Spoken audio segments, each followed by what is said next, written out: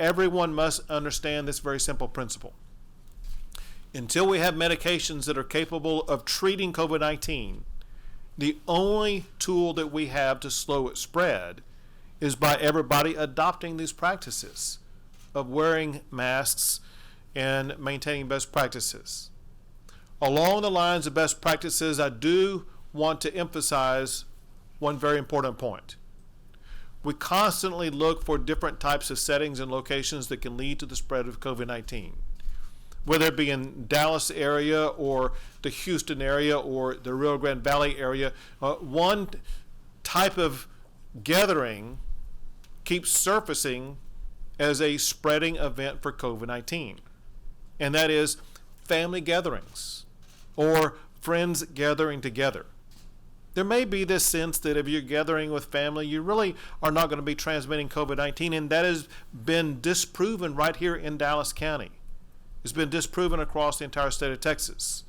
Or you may think that if you're just with some friends that you typically hang out with, it will not lead to the spread of COVID-19. And again, that has been disproven in Dallas County, as well as other regions across the state of Texas.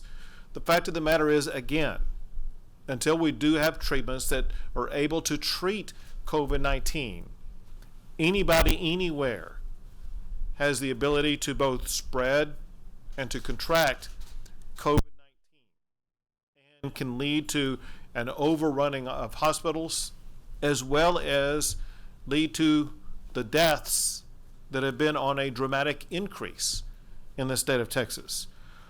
Now, that said, I want you to know that every single day we go to work to better elevate the response by the state of Texas in responding to both COVID-19 as well as other healthcare challenges that may exist. One of those healthcare challenges that is on the horizon is the coming flu season. And one of the primary goals that we wanted to achieve today was to have the ability to talk to the flu experts at UT Southwestern to learn what some of the best strategies are to make sure that we will be able to address the flu season, understanding this very important point.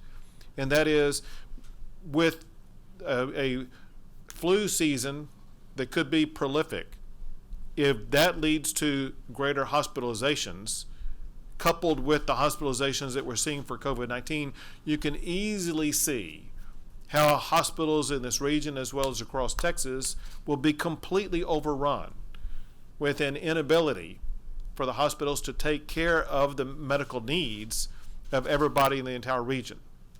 As a result, one of the recommendations that was made moments ago during our roundtable discussion was the importance of getting a flu vaccine early. And the time period for getting a flu vaccine begins as early as in September. And so one of the things we wanted to urge everybody today is to first understand the importance of getting ahead of the curve with regard to the flu during this time of COVID-19. And the best way that you can get ahead of the curve is by going up and making sure that you do get a flu vaccine.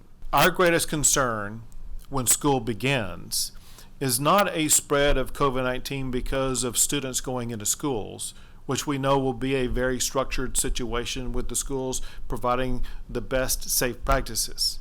Instead, our concern is we will see an increase in spread of COVID-19 because of gatherings that take place outside of school that could lead to the spread of COVID-19. And so as students depart school for a day, they must maintain the very safest practices as they go home, and do not gather in these gathering different types of locations that will lead to a spread of COVID-19.